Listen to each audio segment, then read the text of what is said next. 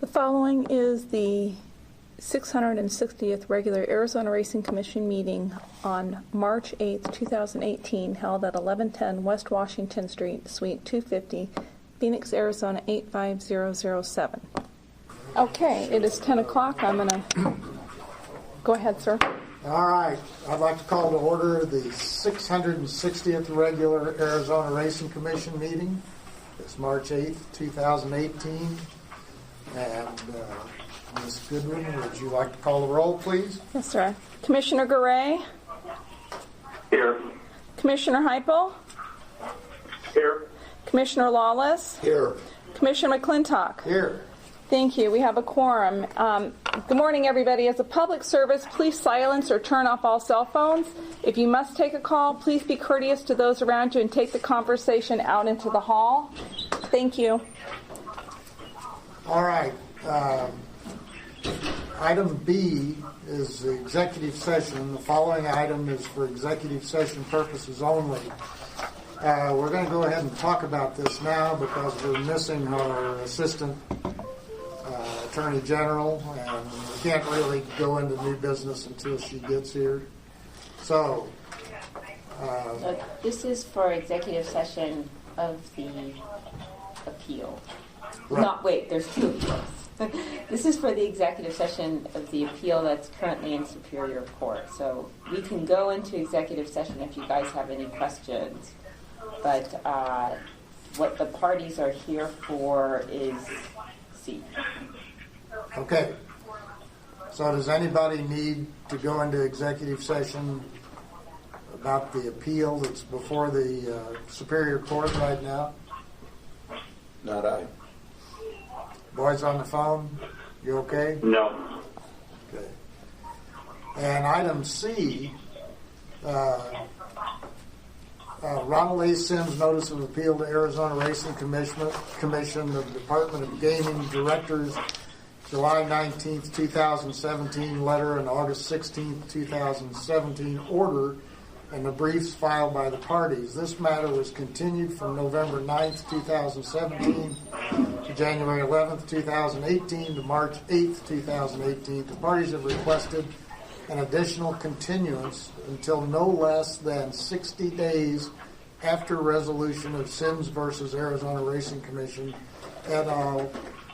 Case number LC 2016-000505. The Commission may vote to go into executive session under ARS 38-431.03A3 in order to discuss or consult for legal advice with the attorneys.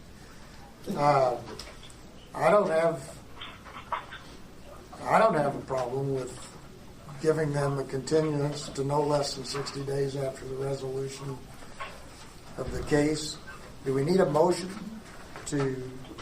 We do. I think the attorneys for Ron Sims and Department of Gaming are here. I don't know if they wanted to say anything, but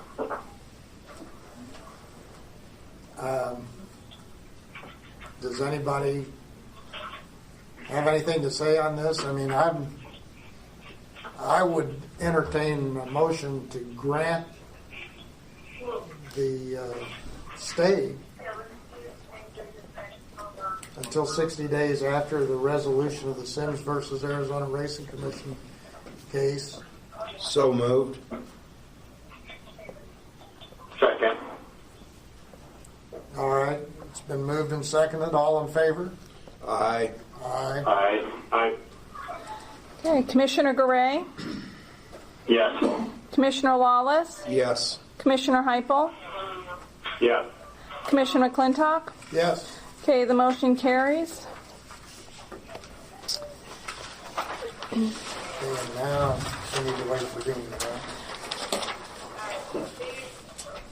I would say that if you guys are comfortable moving forward, if you, I'm comfortable. I'm not comfortable, but I'd be happy. well, we can take a slight recess if you'd like, sir. Okay, item D, new business. The following new business items are for a status report, presentation, discussion, and possible action by the Commission. Item 1 is a request from Greenlee County Fair and Racing Association for approval of fiscal year 2018 race dates as April 14, 15, 21, and 22, 2018. Is there anyone here from Greenlee County? I guess Greg, you can give us Yeah. This is more of a cleanup item. You may remember that back in January of 2017, the commission approved a 3-year permit for Greenlee County to run the races at Turf Paradise. The agreement was in place. However, one thing was missing was the Board of Supervisors approval for the 2018 and 2019 dates. So what you have before you are the approval of those dates, fiscal year 2018 of April 14th, 15th, 21st, and 22nd, and April 13th, 14th, 20th, and 21st, 2019, and that will complete their contract. Okay.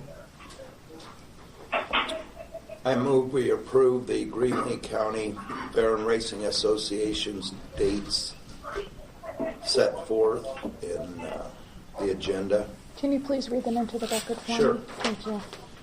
For fiscal year 2018, the dates are April 14, 15, 21, and 22. And I move we approve. And then do one for the 19th. Okay. Second. Okay, it's been moved and seconded. All in favor? Aye. Aye. Aye. Commissioner Garay, Yes. Commissioner Lawless, Yes. Commissioner Heupel, Yes. Commissioner McClintock. Yes. Okay, and so for the 2019 dates? Okay, I move we approve Greenlee County Fair and Racing Association's request for 2019. The dates would be April 13, 14, 20, and 21. Do I have a second? Second. Okay, it's been moved and seconded. All in favor? Aye. Aye. Okay, Commissioner Garay, Yes. Commissioner Lawless, Yes. Commissioner Heupel, Yes. Commissioner McClintock. Yes. Okay, motion carries as well, so those dates are now approved. Thank you. Okay, item 3 looks like it's drawn some interest. It's the advanced deposit wagering agreement between Now, Renito. this No, one, two. you This need to go one to we number did. 2, which is the off-track betting, but Oh, number 3, we sorry do about need to that. have Miss Ray here for that one. Sorry about that, Dave. Item number 2, Turf Paradise request for new off-track betting facility, Moose and Bear Bar and Grill. Sounds like on McKellips Road in Mesa, Arizona. Sounds like Boris and Natasha. Okay, Greg. Yes, Turf Paradise is requested for this new off-track betting facility. They've submitted photos. It looks to be a pretty good facility in Mesa there. The only thing we ask is that, according to R19-2 415E, if you do approve it, that they will not start for at least 5 business days or until all licensing requirements are satisfied. The reason why I asked for that is because the check this morning of the licensee for the owner, Teddy, I think it was Begnall, he was not licensed as of yet. So we've gotten no licenses, but providing your approval, we'll track those down and they'll be able to operate once they have the ownership, and then all managers of the facility will be licensed as well. So, Okay. I move we approve the Moose and Bear Bar and Grill on McKellips Road in Mesa, subject to them being licensed within 5 days. Second. Okay, it's been moved and seconded. All in favor? Aye. Aye. Okay, Commissioner Garay, Yes. Commissioner Lawless, Yes. Commissioner Heupel, Commissioner Heupel, Yes. Sorry, I hit the mute button. Commissioner McClintock. Yes. Okay, motion carries. Okay, we can either take a brief recess to allow Ms. Dean to arrive, or we can go into the information reports. It's up to you. Well, yeah, let's keep it moving. So we'll go to the information reports. So Greg, give us the safety report. As mentioned last week, we're waiting for the rain. February did bring that rain, and so it unfortunately brought potholes and reports of additional roof leaks. So the potholes are, as you know, are a constant issue, but they're becoming a major issue. There's a couple major ones. A significant pothole near the training track, which is collecting a lot of water. And then late yesterday, we received a report of another one that was in the B row that was so significant that they put a cone in the middle of it. There was a report, an unconfirmed report of that a horse had stepped into that hole and injured himself. We have not had a chance to investigate that, but it is a significant, pothole there that needs to be corrected. We asked the committee to go through the backside, repair all the potholes that they can. When there's roof leakage, we asked them to obviously take a look at that and to repair as needed. There is some additional weed growth now that the spring is here, so that's going to need to be trimmed before it gets too big. It's getting to 80 degrees now, so that those weeds will be significant. At Rito, they had a significant rain the weekend of the 17th, 18th. So much so that the backside was flooded with about 2 to 3 inches of water. They had to move horses to higher ground at that point in time. And much like at Turf Paradise, Rito, a lot of the horsemen pitch in when that happens. And they're moving things around, they're adding sand and gravel, and the horsemen down there did a wonderful job to mitigate that situation. It was very concerning on the track that day, but before the races, the jockeys, as well as the HBPA representatives, ourselves, and management of Rito walked the track and determined that it was okay to ride that day, and no significant injuries were noted to horses. So Vic Oliver, who was the track guy down there, did a fantastic job on that track. Jockeys have not reported, or trainers have not reported any incidents or issues with the track down there. It dries well, and they're doing a good job. The one thing that I see going forward as this track grows and the meet grows, because they are on kind of an upward swing, they're going to need to tackle backside lighting, because if they do put in more permanent barn structures and things of that nature, there's just not a lot of backside lighting out there, so they're going to have to tackle that as well. Much like I discussed last month, we would like the division, I think you guys possibly, to engage all the committees on what their summer projects are going to be, okay, for improving the backside. Whether it's paving, building new barns, or what. We would like to know that, and we would like to have some type of discussion on what they're doing going forward, so we can monitor that and tell the horsemen some of the improvements over some time. I think that's a good idea. Thanks, Greg. Ms. Ray, I'm glad you made it. Didn't get stuck in traffic.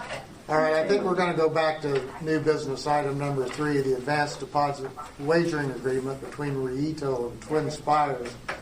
And Greg, I guess, are you going to bring us up to date on that before? Yeah, I gave you a timesheet of what happened late in the year. About the last week of December, we got word from Turf Paradise Management that they were going to not continue with the source market fee agreements with any of the 3 ADWs, Twin Spires, ExpressBet, and TVG, effectively ending telephone wagering. As what happens a lot of times, and part of my job is I speak to all the committees, we had conversations with each of those ADWs, and they were a little confused that they put a lot of money into the Arizona market and how it could be just taken away just like that with the source market fees.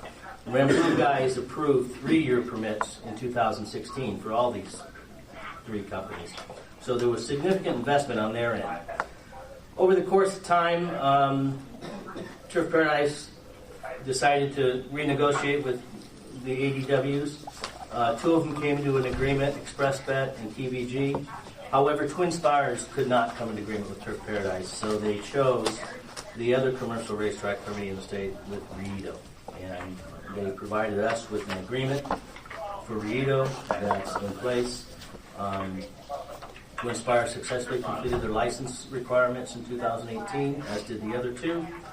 And then we have continued to talk to them about source market fees, and they have agreed that they're going to pay source market fees to somebody. But we bring this to your attention, and maybe there'll be an additional discussion. Carter Vance is on a flight to Washington, but he asked me to read a letter this morning, so I'm just going to put this into the record for you. It states in part, Mr. Stiles, I apologize that I cannot be there in person today as I am traveling, but I do not want my absence to convey a lack of interest in this matter. Churchill Downs has appreciated our partnership with the Arizona Division of Racing and hope to continue operations in a manner that is beneficial for Arizona customers.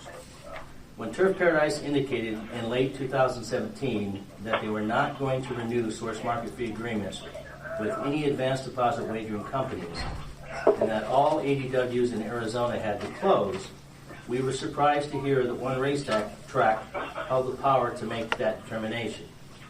We began to see if there were any possible alternatives. When Turf Paradise reversed course and came back to us and other ADWs with alternative proposals, we ultimately could not agree with the new terms and once again began to look for other options. We have previously provided our legal arguments to the Division of Racing and the Arizona Attorney General's office and feel comfortable that one racetrack cannot hold the keys to the market. Today, we simply want to thank Rito Park and Mike Weiss for their efforts in working with us to come to an agreement and for their great energy and support in this process. We are particularly proud to help support Rito Park's program in educating University of Arizona students who have a strong interest in horse racing. We hope our support can help these programs grow and bring in knowledgeable graduates to our sport. Once again, I apologize I cannot be there in person, but we greatly appreciate your thoughtful consideration in this matter. And that's Carter Vance, the Vice President and Associate General Counsel of Twin Spires. Okay, and it looks like both tracks being mentioned in this letter would like to weigh in on the agreement for simulcast for telephone betting. So, Dave, since you were first on the list, I'll let you speak first. Or I'll let Vince go first. Good morning, Mr. Chairman. Vincent Francia, General Manager, Turf Paradise Racecourse. Mr. Chairman, Mr. Director. First of all, I'd like to thank Mr. Casillas and Mr. Stiles for bringing this matter to the attention of the Commission and for the Commission to agendizing it. That way all the voices can be heard on this matter, and that's totally appropriate. At the end of the year, the flip from 2017 into 2018, we sought to renegotiate the ADW contracts. Now, the reason for that being, we were seeking a better deal, not just for Turf Paradise, but for our horsemen, because any revenue garnered by the ADW system is shared with our horsemen. ExpressBet and TVG stepped right up and agreed to it. Twin Spires declined to take part in the agreement. That brought up what's called favored nation, and what that really means is agreements we make in the ADW world, what is good for one, what applies to one, must apply to all. We cannot make separate agreements with, say, Twin Spires that favors Twin Spires over TVG and ExpressBet. They all have to be uniform, and they all have to be the same. Twin Spires then went to Rito Park, and that's why this is before you today. We feel that the law which governs ADW in the state is clear. There is no ambiguity about the law as to how it works, as to who does what, as to what approvals are needed, and to how the revenue is shared. To continue with the presentation, and I'm going to hasten that, we're very cognizant that Rito Park needs money. Not because we say so, but because they have presented before this commission that they do. The county fairs need money to regenerate their racing operations. Turf Paradise needs money to continue to enhance its racing program. But we feel the law which governs ADWs is crystal clear in this state as to who does what and how it works. I'd like to continue the presentation and have Assistant General Manager Dave Johnson come up and continue what we have to say on the matter. Okay.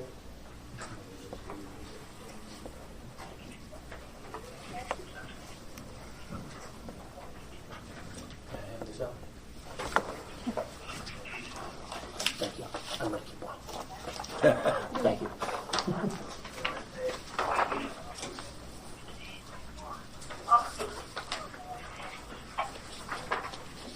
For the record, my name is David Johnson. I am the Assistant General Manager of Turf Paradise, 1501 West Bell Road, Phoenix, Arizona, 85023. Chairman and Commissioners, Director Casillas, I will just kind of reiterate what Greg and Vince said and how this all got started. Back in December, we decided to evaluate these ADW agreements we had with Twin Spires, ExpressBet, and TVG, because these were 3-year agreements that were getting ready to expire and coming up for renewal. After careful consideration and consulting with the Arizona HBPA, we decided it would be in the best interest of racing to renegotiate these agreements and try and come up with a better deal. And like the two before me said, TVG and ExpressBet both came to the table. And with the help of the Arizona HBPA, we were able to successfully renegotiate new and better agreements for everybody in this industry. But Twin Spires decided they did not want to renegotiate their agreement, and they approached Relato Downs and signed an agreement with them. So the commission really has 2 questions before it today. First one is, who is entitled to receive the source market fees that are generated by Twin Spires in the state of Arizona? And just so everybody is clear what a source market fee is, the Arizona Revised Statutes defines it as the fee that an advanced deposit wagering provider pays to a commercial permittee in the state where an advanced deposit wagering customer resides. Secondly, and equally as important under the law, we would like the commission to consider jurisdiction. Does Twin Spires, or any ADW for that matter, have the authority to accept wagers out of Maricopa County without the consent of Turf Paradise and the Arizona HBPA? And with that being said, I'd like to refer to the statutes that I just handed out to you. ARS 5112 subsection M and ARS 5112 subsection N paragraph 3. These are the statutes that govern advanced deposit wagering in the state of Arizona. If you turn the page to the first section, it's ARS 5112 subsection M. This covers the issue of jurisdiction and approvals. And I've highlighted in this statute the certain portion that applies to this issue. And right underneath it, I've given a brief description or explanation as to what it says. And I'm going to go ahead and read it if you would read along with me. The commission also may allow advanced deposit wagering by an advanced deposit wagering provider if, for horse racing, and I've dropped in, for horse racing, if the advanced deposit wagering provider annually secures the approval of the commercial live horse racing permittee, that would be Turf Paradise, in a county such as Maricopa, where the advanced deposit wagering provider or commercial live racing permittee accepts advanced deposit wagers for horse racing, and of the organization that represents the majority of the horse owners and trainers, that would be the Arizona HBPA. As you can clearly see, it calls for a horse race track in the county, along with the Arizona Horsemen, to give their consent before an ADW provider can accept wagers from a person in a county where that racetrack resides. If we could move on to the next page, which is ARS 5-112 subsection N paragraph 3. And this statute covers how source market fees are to be paid in the state of Arizona from wagers placed by Arizona residents through an ADW provider. And again, I've highlighted that section, and right below it I've given a brief explanation as to what it means. And I'll read the highlighted area only. source market fees from wagers by persons in this state through an advanced deposit wagering provider shall be allocated as provided in paragraph 7 of this subsection to a commercial live horse racing permittee at a racetrack enclosure in a county, and this is the key, where live horse racing has been conducted for a period of at least 40 days per year for at least 12 consecutive years, beginning after 1992. As you can clearly see, it states that source market fees can only be paid to a racetrack that has raced for a minimum of 40 days for 12 consecutive years, beginning since 1992. And I would like to point out that Turf Paradise is the only racetrack in the state of Arizona that meets that criteria. So with that being said, what we would like to ask this commission is to simply apply what the law states and award the source market fees to Turf Paradise, as we are the only racetrack that meets the criteria of 5112 subsection M paragraph 3, and also to please recognize that for an ADW provider to accept wagers out of Maricopa County, they must first obtain the consent of Turf Paradise and the Arizona HBPA. With that, I conclude, and I will open up to any questions if anybody has any. My first thought is, since you couldn't reach an agreement with Twin Spires, does that mean Twin Spires will be excluded from taking wagers? I mean, because you can't favor one over the other two. So how will that work? No, because if they were able to obtain our consent, and that's what we were waiting for this commission to decide, if the commission decides this, which it clearly states under the law that it's required, then they simply have to get our consent and the consent of the Arizona HBPA. Then they could take wagers out of Maricopa County. Okay. Any questions? Dave or Rory, you guys have any questions for Dave? Nothing on my end. Okay.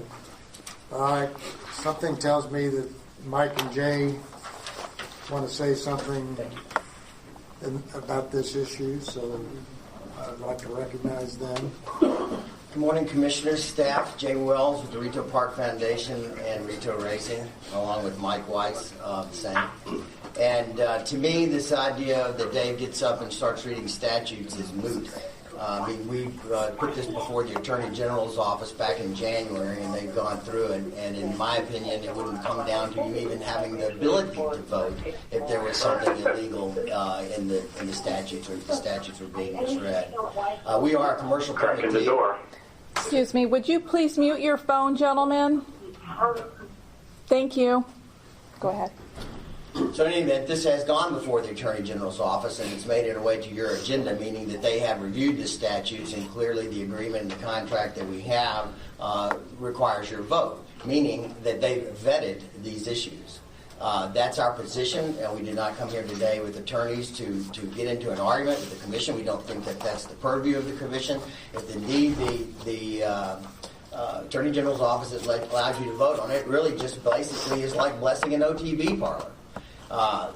We are a commercial permittee, and so I would say the analogy here would be that we got a driver's license, but we're not allowed to drive on the same streets that Turf Paradise is allowed to drive on. That's just an inequity that can't stand. Mike's going to address a little bit about how this came about. I think that's important. Churchill Downs is clearly weighed in on our side. It gives us a chance to get a breath in what is an imbalanced situation in the state, which I'd like to address after Mike gives some comments. Mr. Chairman, members of the Commission, please excuse me. I was so excited to get up here to speak, I lost my voice. So, I don't need to get into the law. I don't need to waste your time talking about the attorneys, since I feel it's already been interpreted, as Jay said. Churchill attorneys looked at this as well as our own, and as well as the Arizona Attorney General, which is why we're here and you are allowed to vote on this. I've come to realize, being in Arizona, that most of the rules in the state have been pushed through by another permittee without anybody else standing up to it. Nobody really stood up for the little track. I've come forward to stand up for them, for us, because I believe this small track will be and is a significant factor with all our racing, with just a few things going our way. Sorry. So with this vote, it comes down to free enterprise. Churchill Downs is kind of a big entity. They have this little thing called the Kentucky Derby in Churchill Downs and Arlington and Fairgrounds, and they're loaded with attorneys, and they have decided to make a choice. They made a choice to do business with who they want, and they have chosen to go with Rito.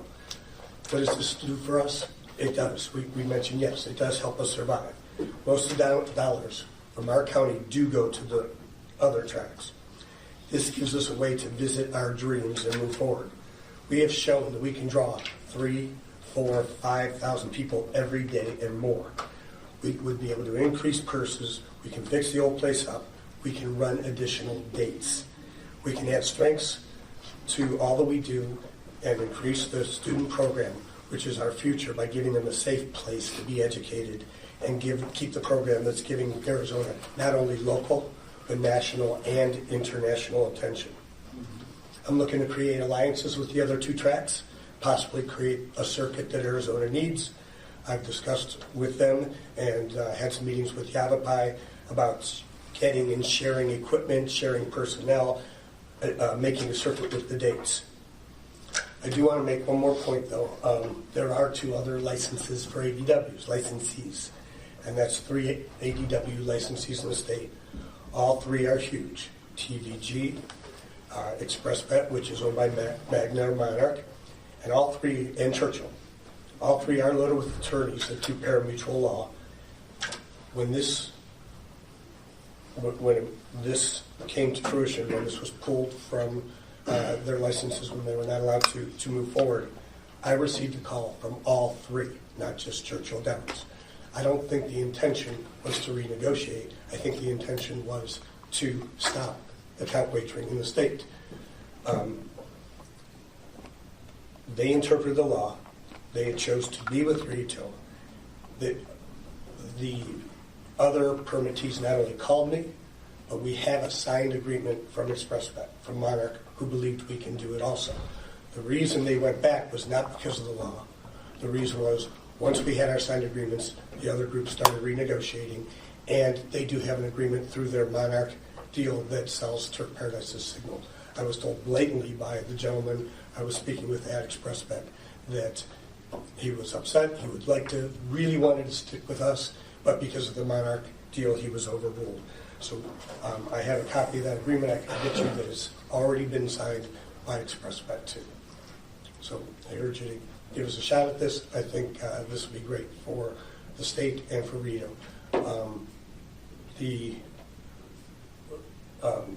The fact of all the agreements having to be the same, the favored nations clause, there are some groups, large groups, that do request that. We have contracts for Rito, for our export, at all different rates. That is not something that has to be done. They just have to be approved by the horsemen. Thank you. You know, one of the things that the gentleman from Turf Paradise pointed out was that they had done this on the benefit of the horsemen.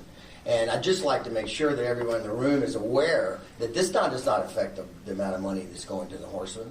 The amount of money done wagering might move from one permittee to another permittee, a very small portion of it relative to the overall scope of wagering that happens in the state of Arizona. In essence, we don't blame anybody in this room for the way that the laws have changed in Arizona over the years, because basically the previous permittees for Rito Racetrack were asleep at the wheel.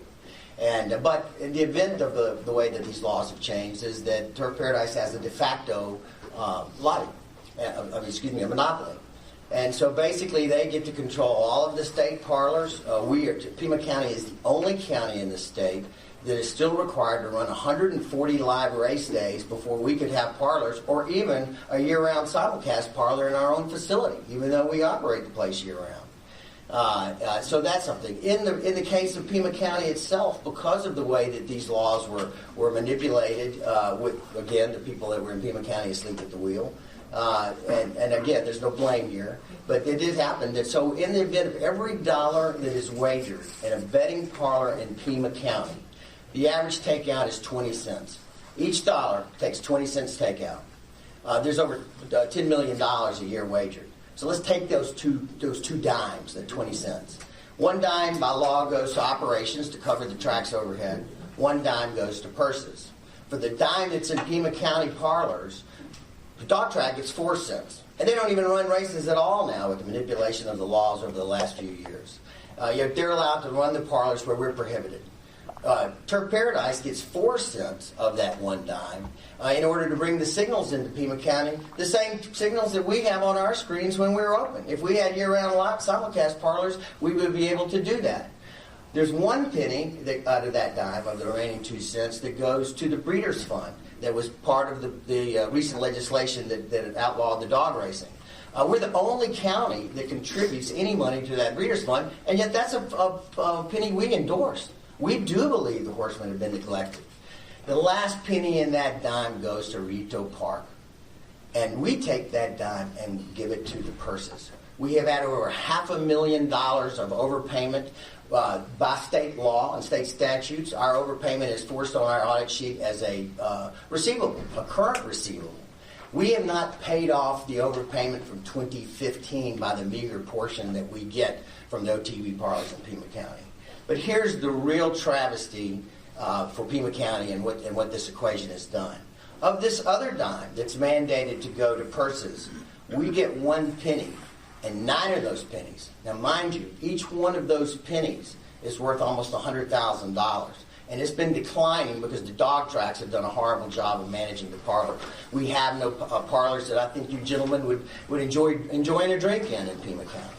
But it has declined over the years, and in my short time, in 5 years of managing this track, we've seen those percentages drop by a little over 10%. We get 1 penny out of that. That 1 penny is worth $100,000. Our management team, every bar dollar, every entrance dollar, every parking dollar goes to the purses.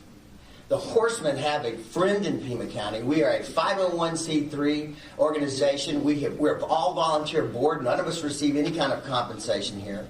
And this is a case of what my grandmother used to say: if you let a pot of chili sit on the oven long enough, the bottom will burn and spoil the whole thing. Here's your opportunity to stir the pot. There are new winds coming into Arizona. The idea that Yavapai has a chance of opening up is a success in the market.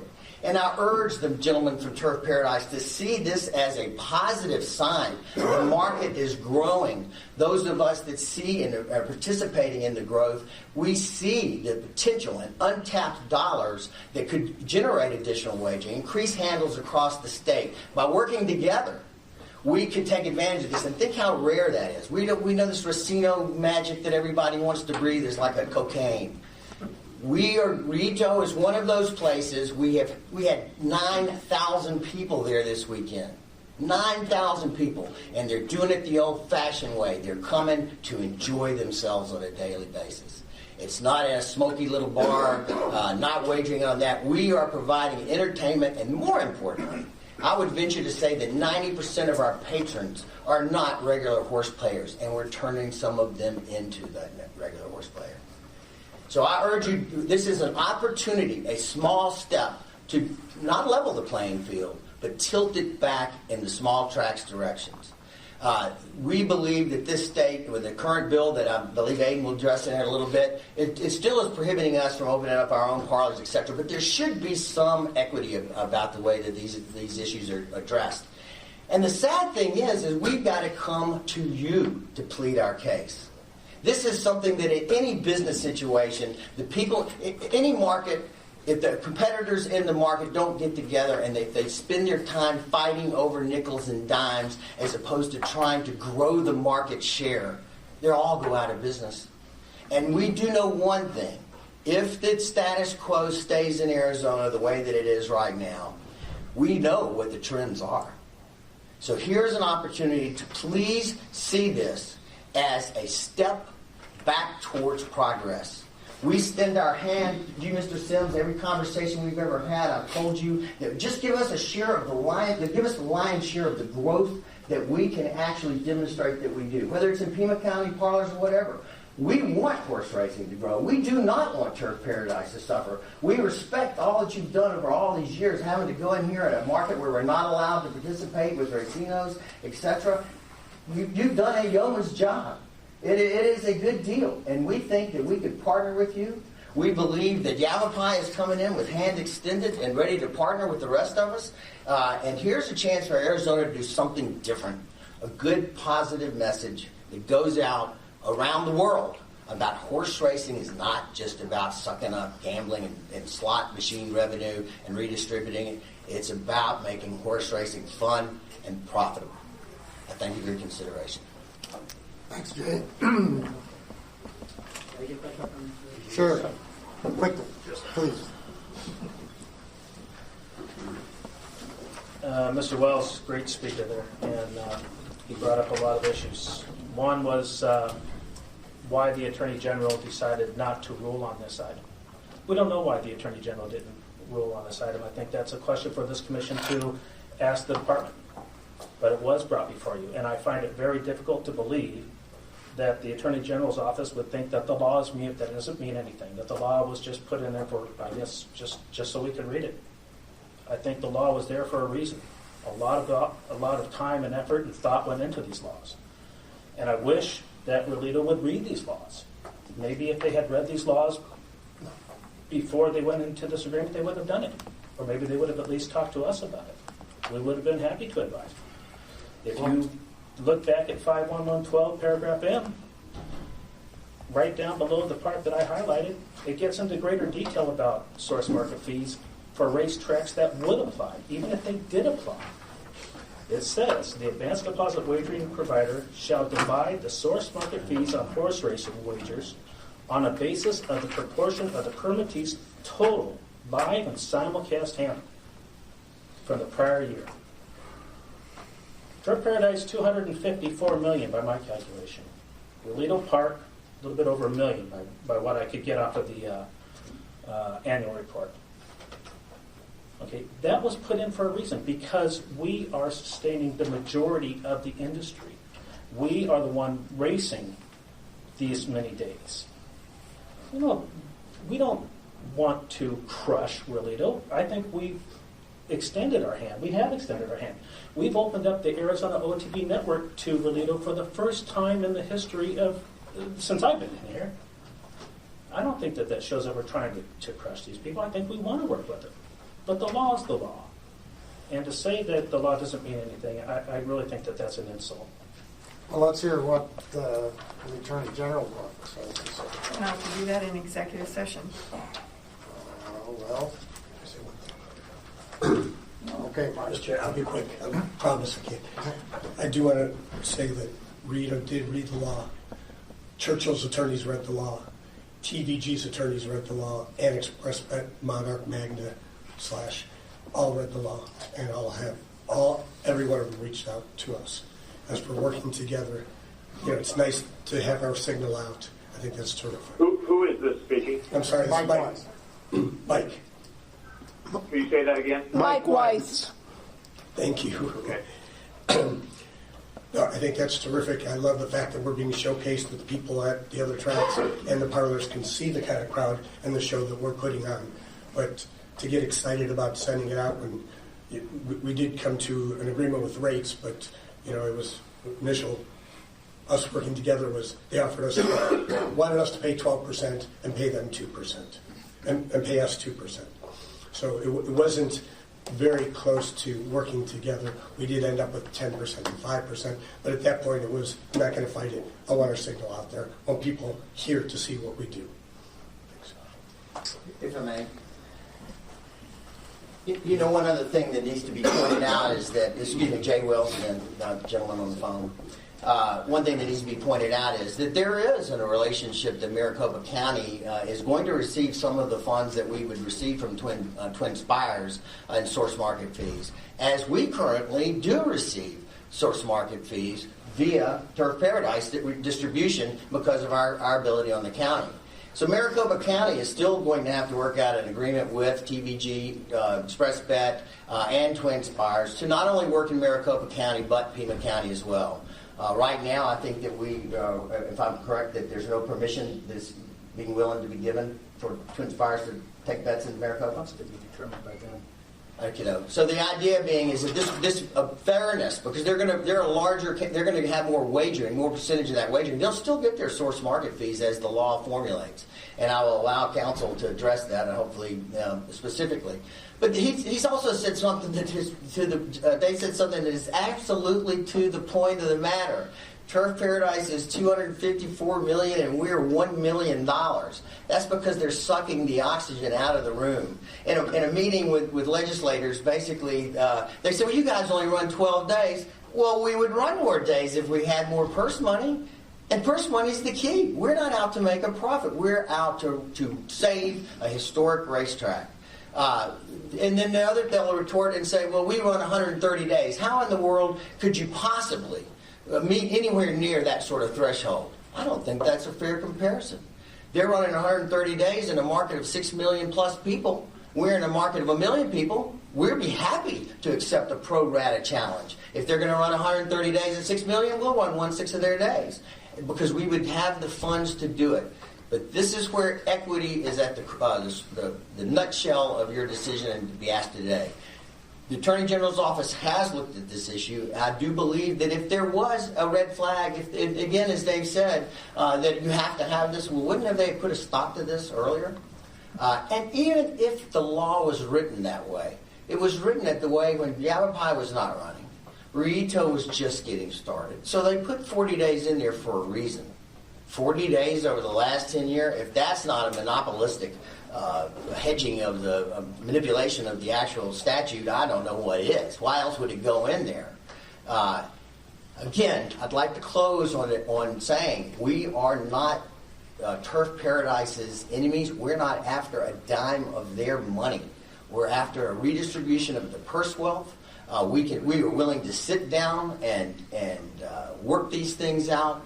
This is one single request to bring what we hope is forcing us all to the table and working as smart business people to help Arizona grow. The challenge that the commission your fiduciary challenge is to make decisions what's best for horse racing and what's good for Arizona citizenry when it comes to horse racing. If this isn't a step in that direction, I don't know what is. Please ask you to vote on our request.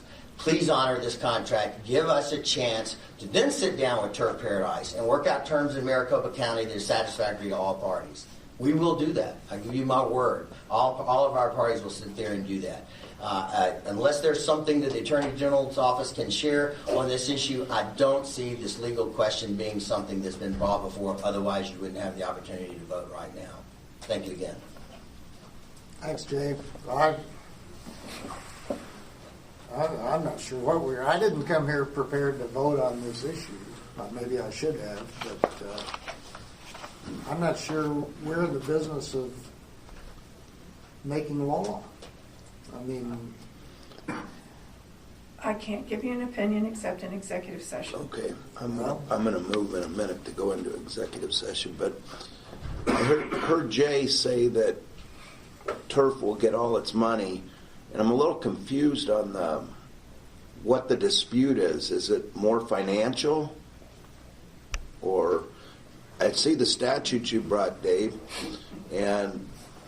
but there's got to be a practical problem here, and I'd like to know what it is. If it's a financial hit to Turf, if they contract with Twin Spires, or what the controversy really is. Jerry, if you could address that. Commissioners. Could you speak up Yes. so they can hear on the phone? Yes.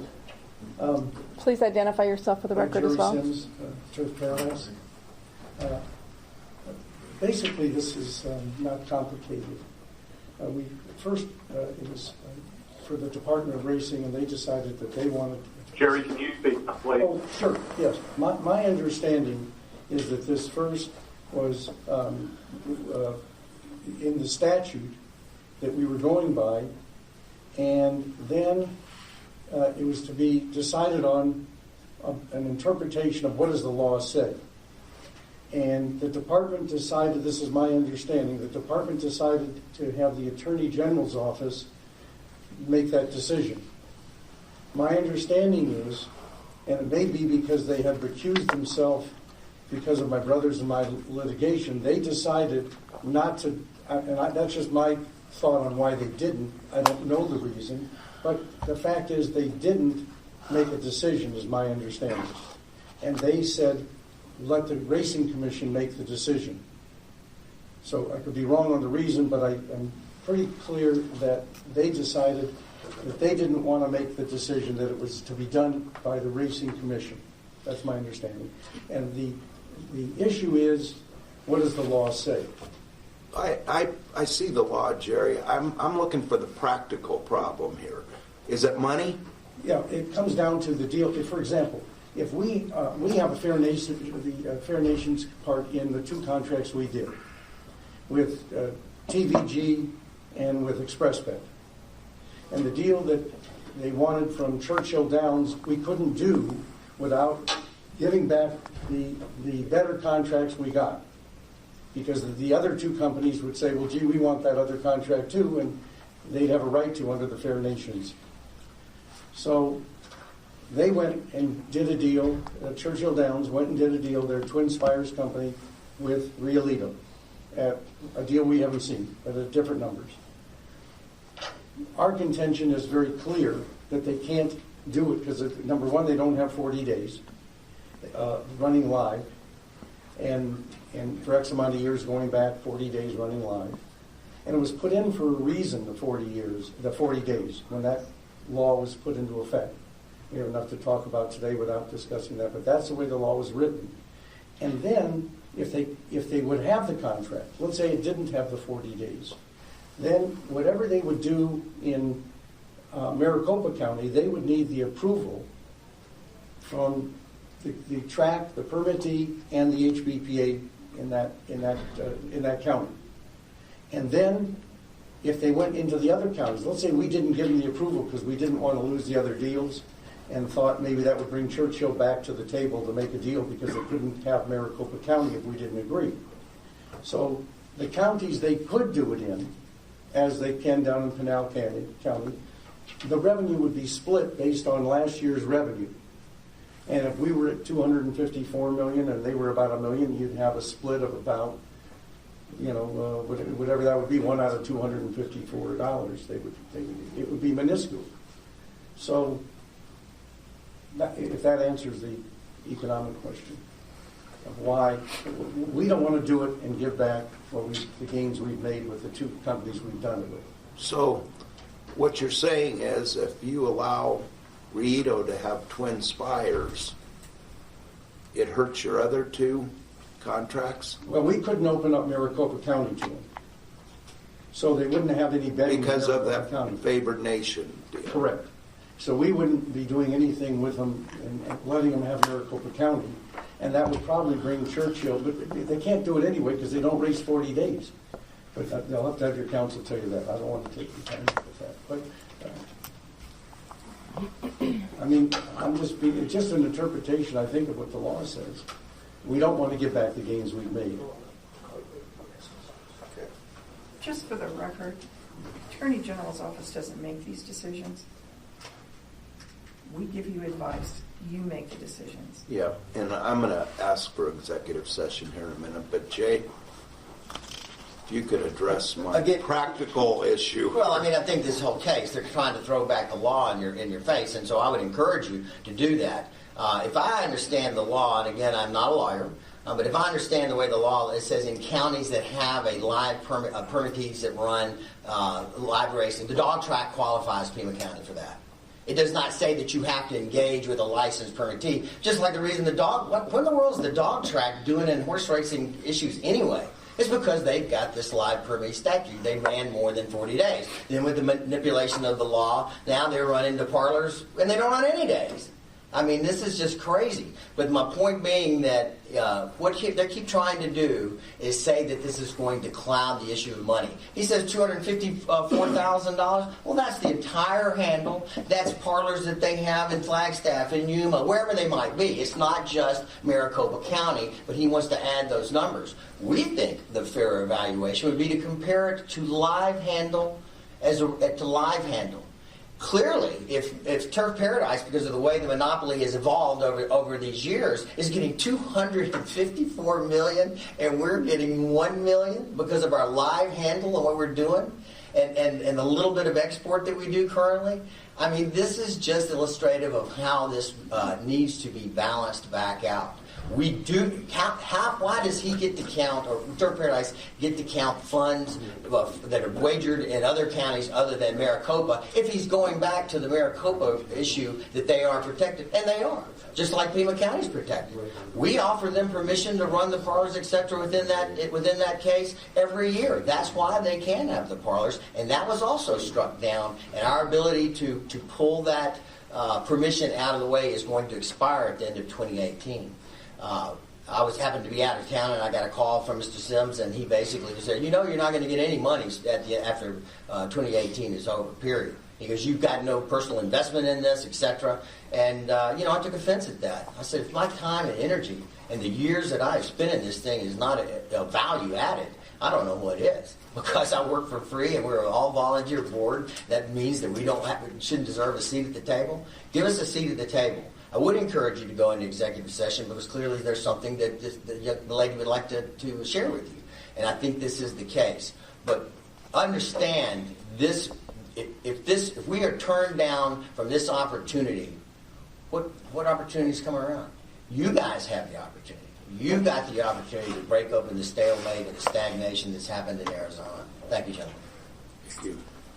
If I may, just real quick. I would just like to address your question a little bit more directly. Why is it, and what is this all about? First of all, Jay talked about, we would receive the money from Maricopa, but there's nothing that says that. Okay, so we're really talking semantics here. Why is it important? Turf Paradise runs over 130 days a year. We give out over $80,000 a day in purses. Okay, this money that we entered into these ADW agreements with has been calculated to help fund these purse accounts. Does it hurt us? Yes, it does hurt us, because now we have to readjust our purse accounts. We have to look at the money that will be lost because of this. And the truth is, it shouldn't be lost. We have every right to have factored that into our account, so we can promise these horsemen that this is how much money you're going to get, based on those calculations. But you guys were going to shut down the telephone wagering completely. And Chairman, you are correct. And there was a lot of thought that went into that. And the reason for that was because when we entered into these ADW agreements, we really expected them to be able to have the use of phone apps and the internet, which if that was the case, they would have blown up, and we believe they would have generated X amount of revenue, probably 10 times, I think was my original calculation of what they're producing right now. And that would have made up for the loss that we've received in the OTBs. Unfortunately, that didn't happen. The ADWs were confined to phone, voice only. And because of that, all we saw was almost a dollar for dollar reduction from money being wagered at the OTBs to money being wagered at the ADWs. And we make significantly less on the money wagered to the ADWs. So when we first looked at it, we thought, you know what? Our purse account has taken hundreds of thousands of dollars worth of a hit here. Why are we continuing to do this? Let's not do this. But the horsemen came to us and they said, look, we think you should reconsider this. And we all sat down and we talked about it. And we said, yes, you know what, you're right. Let's go ahead. We'll reach out to them. We'll see if they will renegotiate better deals. And we did. And the deals that we negotiated with ExpressBet and TVG are going to generate over $100,000 extra into this purse account, maybe even more. But we made a better deal, and we made it because it was financially responsible. How many Twin Spires customers are there in the state? I don't know the number, sir, but I can find out for you if I... Well, I mean, it can't be... The phone wagering, I don't get why Turf Paradise is going to shut it down completely but now all of a sudden it's a big deal. I mean, it seems to me like it's the mouse that roared. It's a pimple on an elephant's back. Well, again, this is money that would be going into the purse account at Turf Paradise to supplement these purses that we're paying out, $80,000 a day. And this is money that we factored in. This is money that we expected to put in. Just one question to answer that. The reason, Identify yourself. I'm sorry, Jerry Sims. The reason that we were going to close them down was we thought that would drive our customers back to the OTBs. And because we've seen a dissipation of customers that'll sit at home and watch it on TVG. They get the lion's share. They're by far the largest of the companies. And we thought if we closed it down, that would put the customers that couldn't have it legally would go back to the off-track betting sites. The Horsemen felt strongly to do it, just to renew the contracts and renegotiate them. And so we went with what they said. That's just what happened. Leroy, do you have any interest in telling us how the Horsemen feel about this?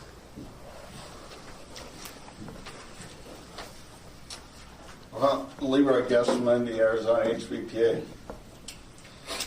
I thought we all sat down a couple of weeks ago, all three tracks, and had a very good meeting about how we were all going to work together and make Arizona racing great again. But listening to all this, I question that. Anyway, this ADW thing, Mr. Sims is going to shut it down, as was stated. And the Horsemen went to him and asked him not to do that. And after several discussions, he finally changed his mind and said he would keep them going. He was able to renegotiate with TVG and ExpressBet. However, his conversations with Churchill didn't go quite as well. And I've been told that Churchill doesn't want to do business with Mr. Sims. So they reached out. They had already reached out, all three of them, as Mike said, to Rito to keep their business going. I know it's a tough decision. There's horsemen that race at Tucson. There's horsemen that race here. We all need purse money. We all need a place to run. And it's a tough decision here. I'm glad I'm not the one that has to make it. But the horsemen have, obviously, we represent all three tracks. We represent all three tracks need purse money. And I can't really say one deserves it more than the other. But one thing I do want to say is, in my experience in Iowa and Nebraska, working with the HBPA and being the president of the National HBPA, knowing and dealing with other HBPAs around North America, Churchill Downs does what they want to do. And as been stated, they have a team of attorneys, and they will keep operating in Arizona with Mr. Sims, without Mr. Sims, with Rito or without Rito. And the horsemen just want to make sure they get some money to the horsemen that they deserve, whether it goes to Rito or whether it goes to Turf Paradise. That's your decision. Well, the first thought that goes through my mind is, what if Churchill Downs decides to pull their signal from Arizona? What if we don't have a derby? What if, Well, I mean, that's a possibility, and Churchill, when they get backed into a corner, that's the first thing Churchill uses is their card. They use that quite often.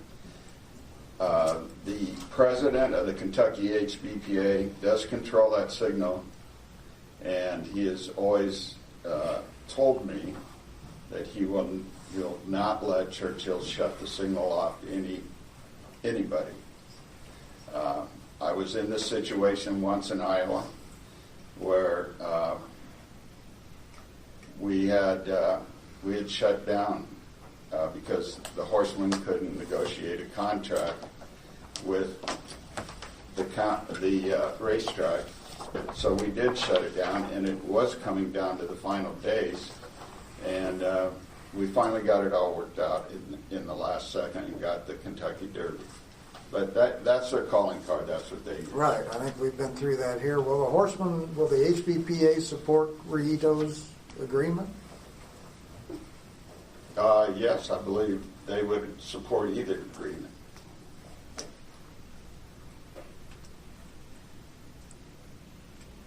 Well, I really don't have any other questions except, I mean, this is kind of a surprise to me that, you know, I kind of wish I'd gone to the meeting and heard what was going on. Just one point, he's a great man. What he didn't want to tell you. I'm sorry, you need to identify I'm sorry, yourself on the Jerry record Sims. and request permission to speak. Jerry Sims, may I make a comment? Yes. Thank you. Leroy didn't want to say, but he's such a good guy. They've gone into his state. And his state, am I right, Leroy, they didn't want to battle. I said to Churchill, you're regulated by the SEC. You're a publicly held company. If you decide to operate, I think you've got some problems with the SEC to go in without contracts. Leroy will tell you they went to Texas, and they are not allowed in Texas anymore. They fought in court for 2 years, and Churchill lost because they think our laws are wrong. This is what he told me. They think that our laws are wrong, that you don't need to have a contract with the track and the HBPA. And that's what they've done in Leroy State and in Nebraska also? Iowa and Nebraska, yes. They're currently operating in Iowa and Nebraska with no contracts. Needless to say, he wasn't very pleased with me. Yeah. Well, I have one last comment. okay. This is technically a contract between two private parties, Twin Spires and Rito Racing Inc. And I've made the case about the issues with the law, etc. But I think in this case, am I right? I'm asking this question. I do not know the answer. It's not rhetorical. Am I right in the fact that this is like approving an OTB parlor deal?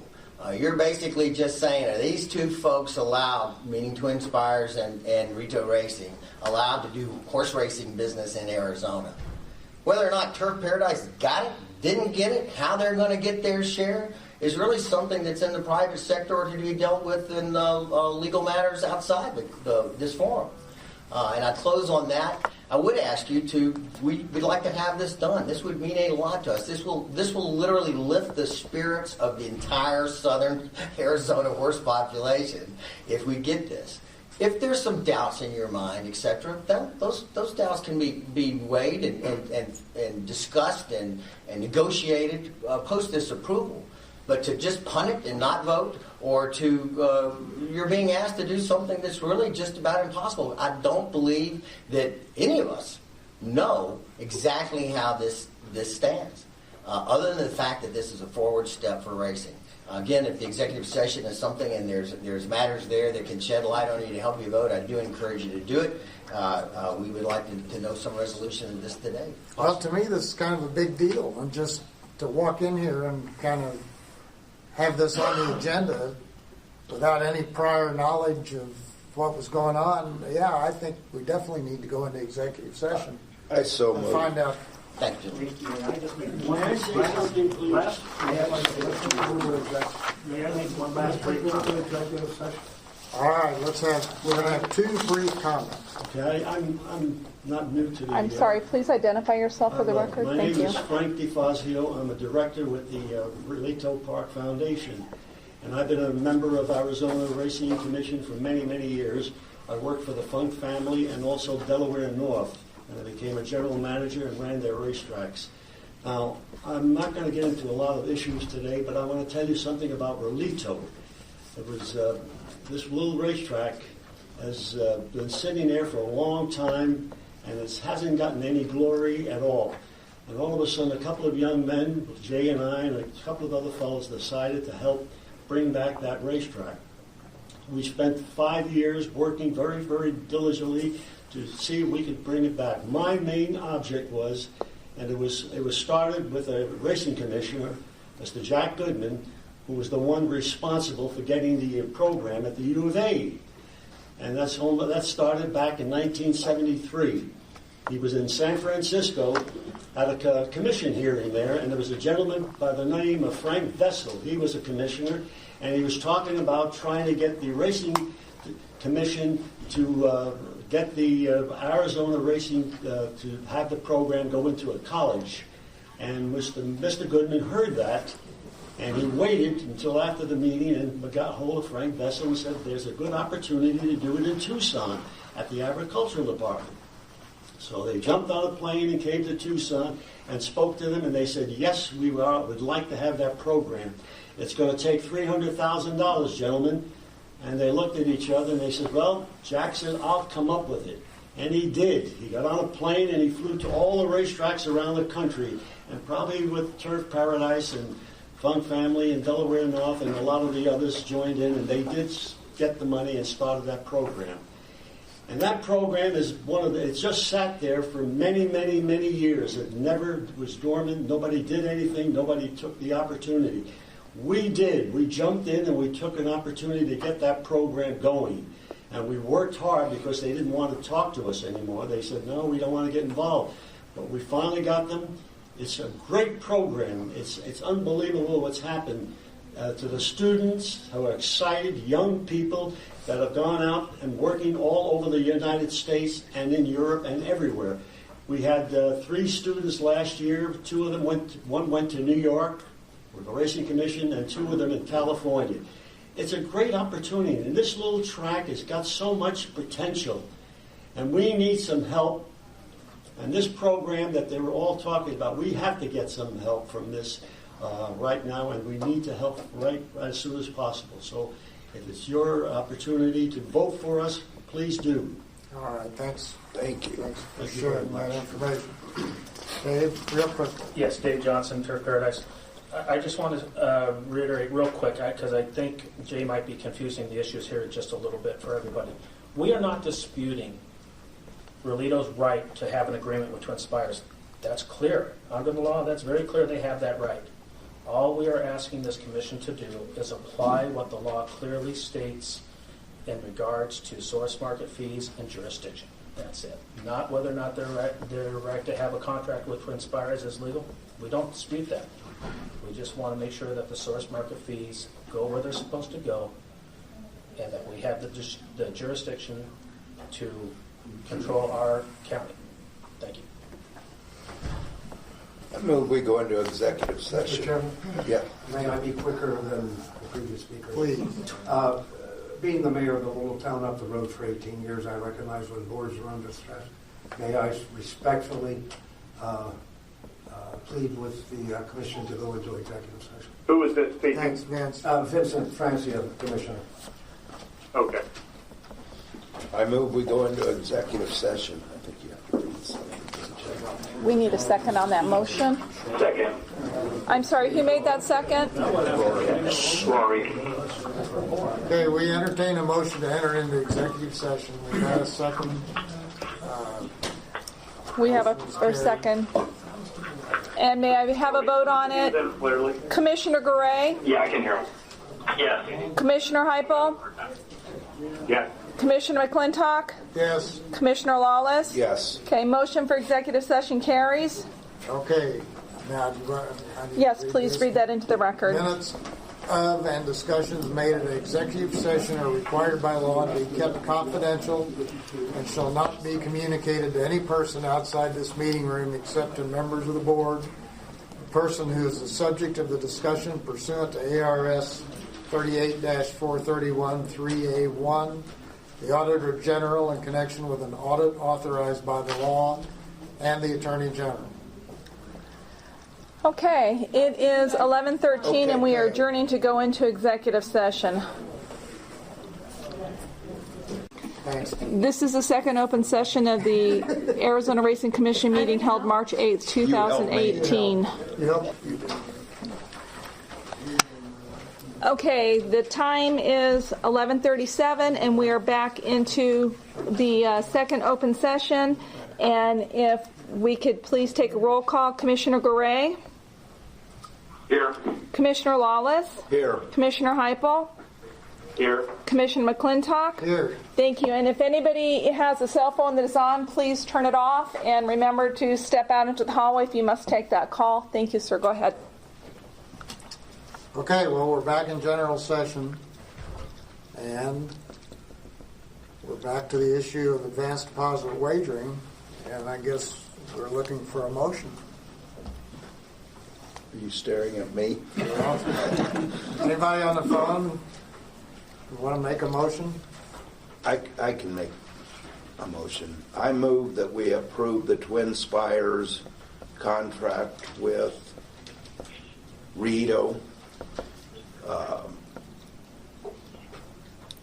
subject to... Second.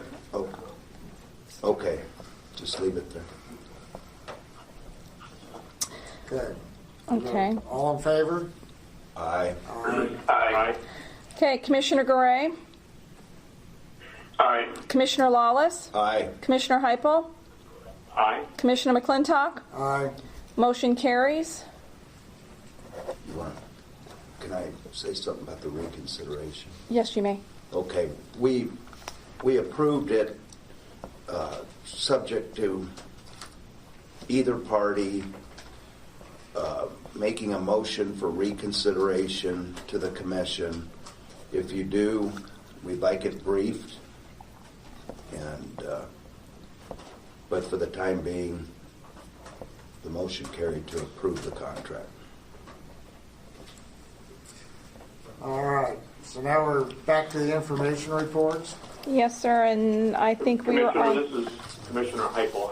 I need to drop off. I wasn't prepared for an hour and 40-minute meeting. I had scheduled something, so if I can, I'm going to drop off. Thanks, Dave. Thanks for joining us. All right. Sorry about that, guys. Thank you. All right. Commissioner Garay, Yes, you're still good to be in because I need to have a quorum for the rest of this meeting. I'm still here. Thank you. Okay, let the record... Turn my cell phone off. Well, mute it. Thank you. There we go. So the quorum continues, and Commissioner Heupel is out at 11:40 a.m. Okay. Thank you. Anything to report on the budget director this week?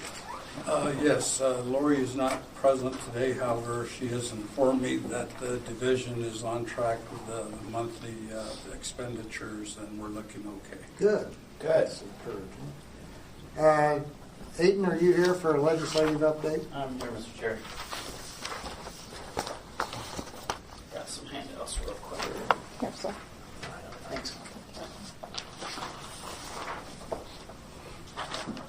Thank you, Mr. Chairman. For the record, Aiden Fleming with the Arizona Department of Gaming. I had updated you last month on the bill HB 2589. It was the Department of Gaming Omnibus. If you look at that sheet, I've highlighted some of the areas, and if you go down to the bottom, it passed out of House Commerce with an amendment. There were three things that were approved in that amendment that I'd like to go over if you recall the provisions from the last update. The first one, if you recall, it was a 20% carryover limit for the department. We can only carry over 20% of Racing Regulatory Fund from year to year. That particular provision in the amendment was only limited to 18-19 fiscal year. So going forward, it's only moving forward. So it used to hit everything. So if that went into effect as written, it would have pretty much decimated our existing amount in the regulatory fund. So the amendment clarifies that it's just moving forward that we can only carry over the 20%. I hope that's clear. The second amendment provision, it's basically prohibited the RWA from exceeding 0.5% going forward. It was just a flat cap. What this did, again, it just limited the cap of 0.5% in the 18-19 fiscal year. So if you recall before, it was in rule where the commission could adjust the RWA amount. Last year, they made that change to where the authority rested with the legislature in the budget process. So then the legislature would adjust the amount on a yearly, annual basis. This bill's underlying bill basically said, no, it will never exceed 0.5. The amendment switches it back to the old way with the caveat of this upcoming year, it will be at 0.5, but going forward, that will drop off. So there could be, the legislature could change it moving forward if this bill were to pass.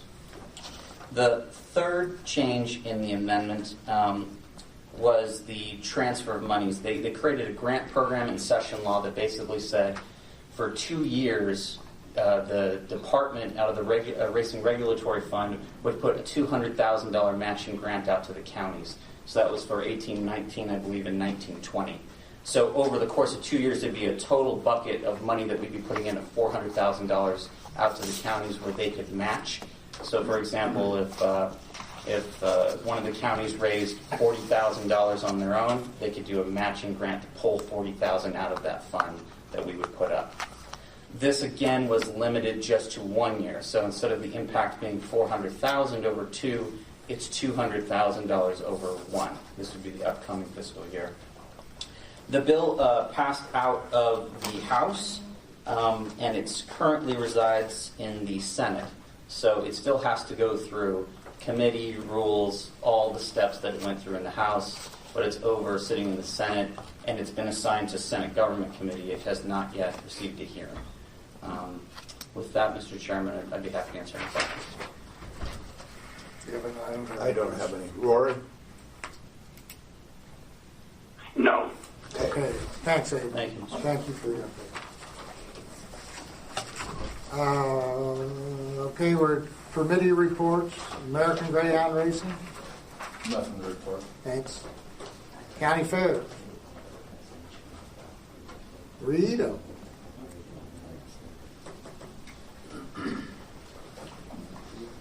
Morning. Scott Little, over at Regal Park.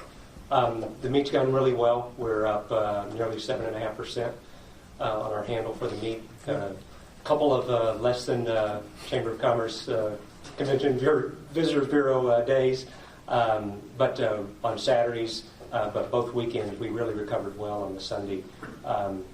We had 4 days of double-digit increases over last year, so it's gone really well. A couple of days where we did have bad weather, we got the help from the horsemen on the backside. We had a water main break one day, then a second water leak the very next day, and then a few days later we got deluged with rain, and just created a swamp on the backside.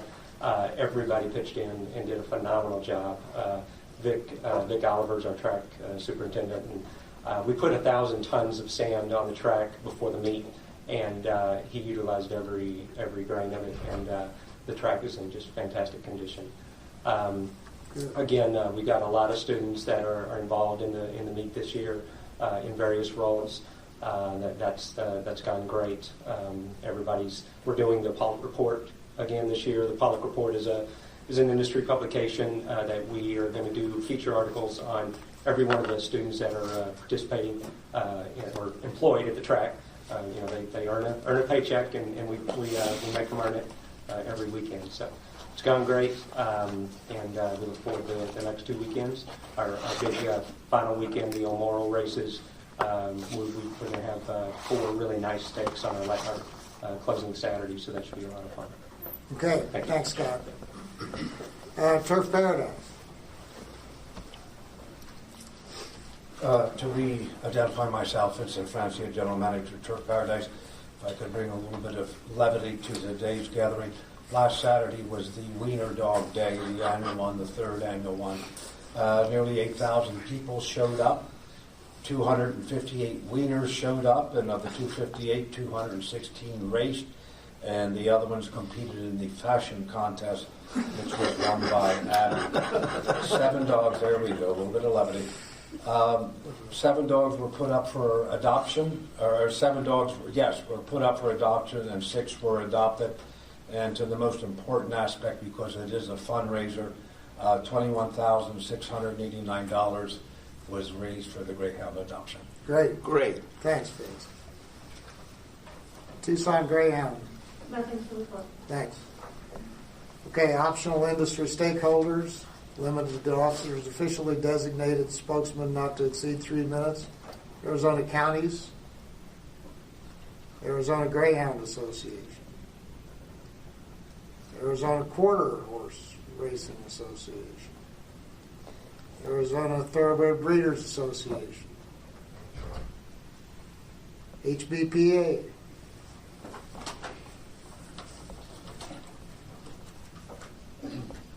Leroy Guessman, the Arizona HBPA, commissioners and director. I don't have much more to report other than what I stated before. We did have a meeting of the 3 groups that we hosted in our office. Like I said, I thought the meeting went very well. I think all 3 groups do want to work together for the betterment of Arizona horse racing. Really excited about what Yavapai has accomplished so far, and I'll let those guys bring you up to speed on everything going on in their report. But the horsemen are excited about the fact that there's the possibility that next summer, instead of going to Minnesota or Colorado or Iowa, they'll be able to stay here in Arizona. I was able to spend opening weekend and then again last weekend in Rito, and I want to say that those guys and what they do is what they do with the facility they have is pretty amazing. The crowds were great both weekends when I was there. They had the Clydesdales there last weekend.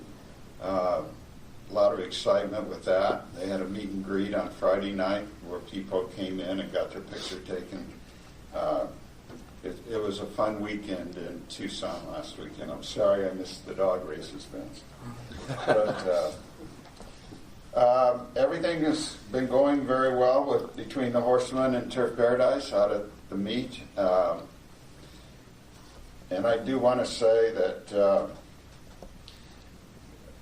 our relationship with the HBTA and Greg Stiles has been very good. Greg meets with me weekly, and we go over any issues we have, and he's been very helpful in different situations. But I appreciate Greg and the attention he gives to the horsemen, and I just wanted to thank him for that publicly. Thank you. Thanks, Leroy. Jay Core, give us an update on Yavapai Down. Dave, you're not as funny as Tom, are you? Dave Author here for the Yavapai group. Yeah, I'm the serious one. But I still get to talk about Brother Tom because he's up at the track right now with our general contractor, tearing things out and getting all of our bids lined up for construction. The roof needs a little work, and if you've been through, there's a weed or two we're going to have to cut down. And, the other thing we noticed that when we bought the property, there was a list of equipment that was supposed to be there that the USDA said was there. And then when we go back through there, you notice all this stuff is gone. You wonder why that is. So we're tracking down a bunch of trucks and other things that have been pilfered or misplaced, I guess would be the word. But we're moving along real well in that regard. So, every week maybe we'll start bringing pictures or something where we can show some of the progress. Greg and Carrie's group were working on getting our permits and licenses put together, so that's moving along apace. We hope to be before you in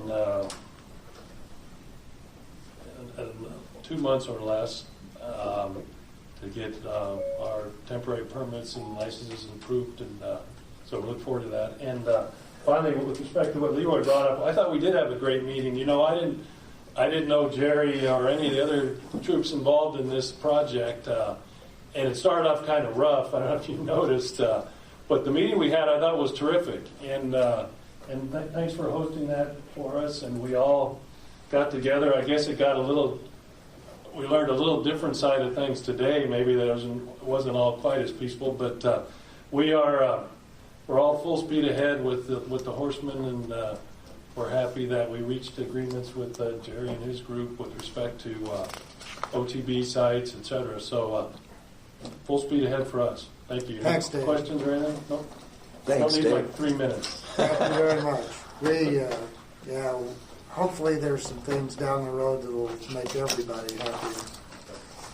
Jockeys Guild. Tom, anything to report on the Jockeys? No. Okay. The one meeting I missed, they showed. And are there any current events that affect the Racing Commission that we need to put on future agendas, or any items that need to be on future agendas? Not that I'm aware of either. Okay, call to the public. Steve Nolan.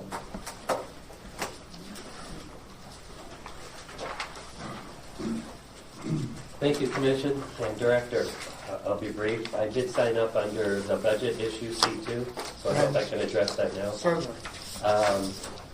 The budget, I filed public records request, the response in from January 3rd to February 6th. The legal fees paid in litigation was over $97,000 in that 30-day period. And I think it's come up that risk management, of government is paying that. My concern being that there was a hearing, it still continues to grow with really no end in sight, as you had stated, and that whoever's going to lose probably all deal. You have a item C that's going to be brought before you that's probably going to go to litigation also. It seems enormous, the cost to the taxpayers and to the industry and what impact it has. I just wanted to point out that it's part of the budget. It needs to be addressed at these meetings, and the industry needs to know.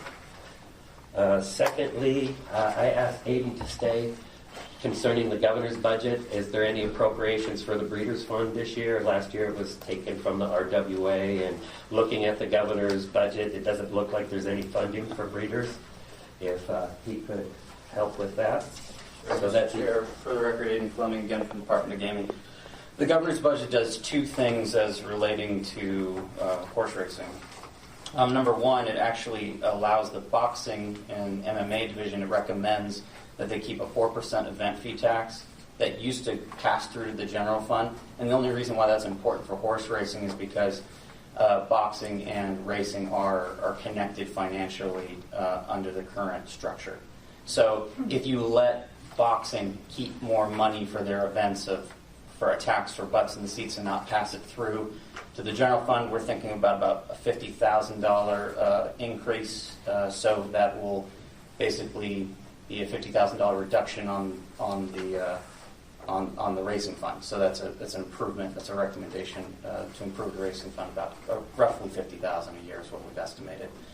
The only other thing is it recommends the increase of fees for boxing, MMA. We just got through this. We took about a year and a half of our lives and passed a pretty sweeping changes through the rules with boxing and MMA.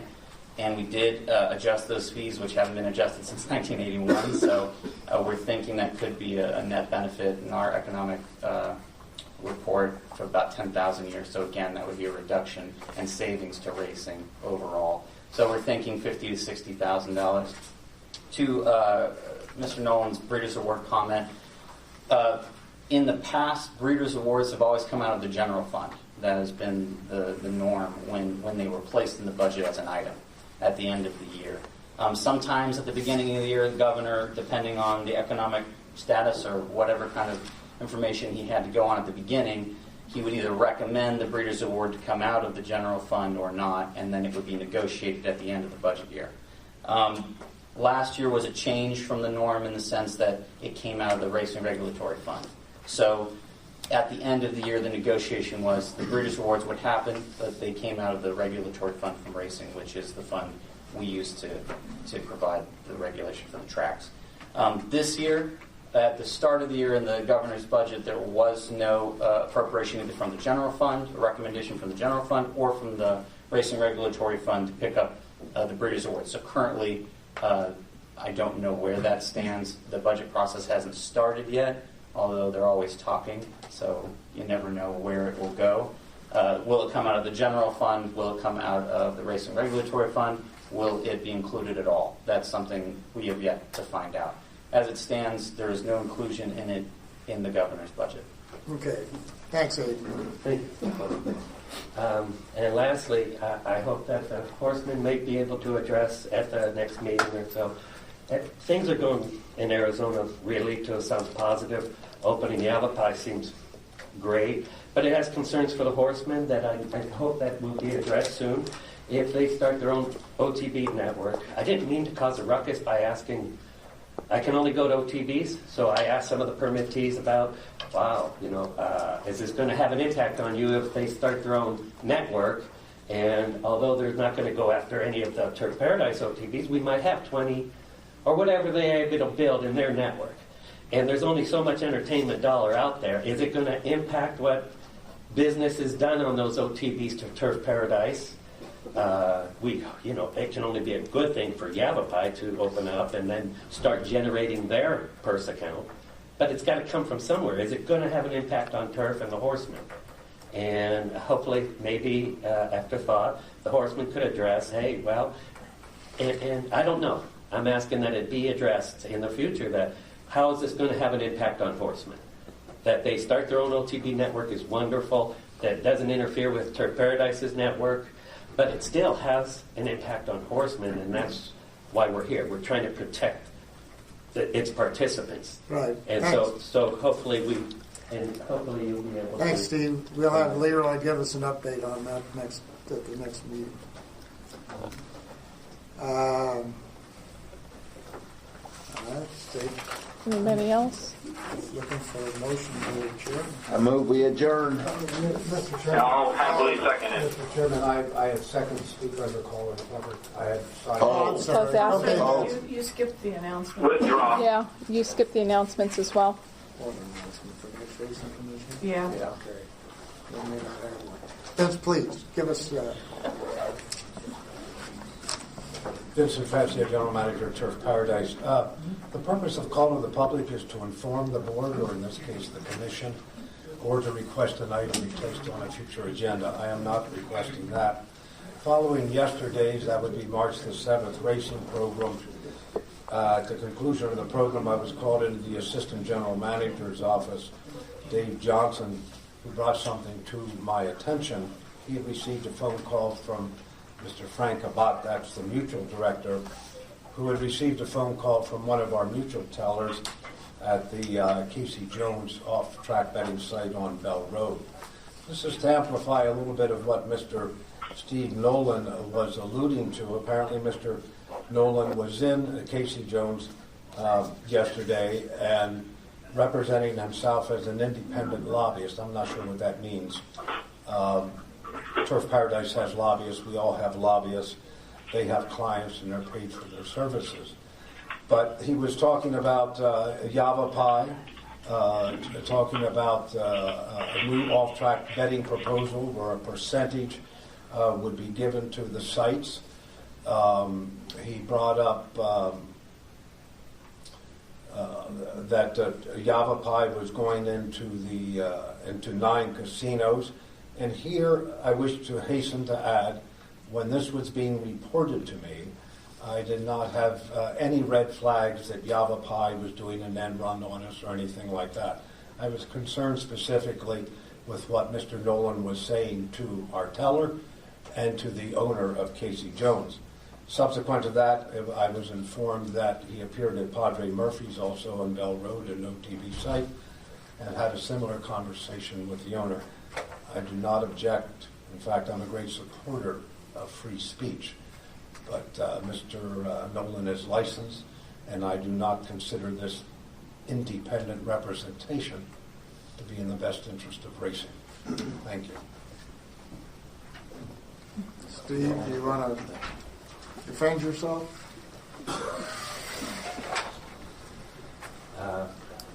Steve Nolan, again, concerning this, the OTBs are the only place that I can go other than Realito, and I haven't gone down there, which I plan to. But it's a concern to horsemen, what's happening, as I just stated. Now, I'm not doing it on behalf, I've never even spoke to the Arthur this group, J-Corps, or anything. I think it's great. I speculate that they have things in the works. They have a great team of Corey Johnson and others that are probably trying to build an industry here. But what impact is having on horsemen? Now, I didn't say numbers of 9 casinos and all of this. I instead of burdening the department with 60 public records requests to see their contracts when they're up, I merely asked questions like, how long is your contract with Turf? That there is another possible entity coming to the simulcast network in Arizona. I don't know all the regulations, but I certainly do agree that I have free speech rights, and it's a matter that the horsemen need to be knowledgeable about. And that's my concern. I don't think the horsemen are being well addressed, and I haven't for years. These things are kept hidden. How much of an impact will it have on the purse structure to open up these OTBs elsewhere? And it's well within my rights to ask questions. I didn't want to burden the public records with 60 public records requests of their contracts, which I do believe is a matter of public record. That's not what it's about. I'm not here to hurt anybody. I'm here to see how it's going to impact horsemen and how horsemen are going to benefit in the long run. And with that said, I thank you for the time. Anybody All else right. on your sign, on your sheet there for? That's it. Okay. Next regular Arizona Racing Commission meeting is tentatively scheduled to be held on Thursday, April 12th, 2018 at 10 a.m. in this room, in this building. This is subject to change based on a quorum. Please remember to check the Racing Division's website or contact Cassie Goodwin at 602-771-4263 for confirmation. Now I'll entertain. I move we adjourn. Do I have a second? Second. Okay, and, I'll third it. okay, so just for the record, Commissioner Gray, Yes. Commissioner Lawless, Yes. Commissioner McClintock. Yes. Motion carries. This meeting is adjourned at 12:04 p.m. Thank you. Thank you. Thank you.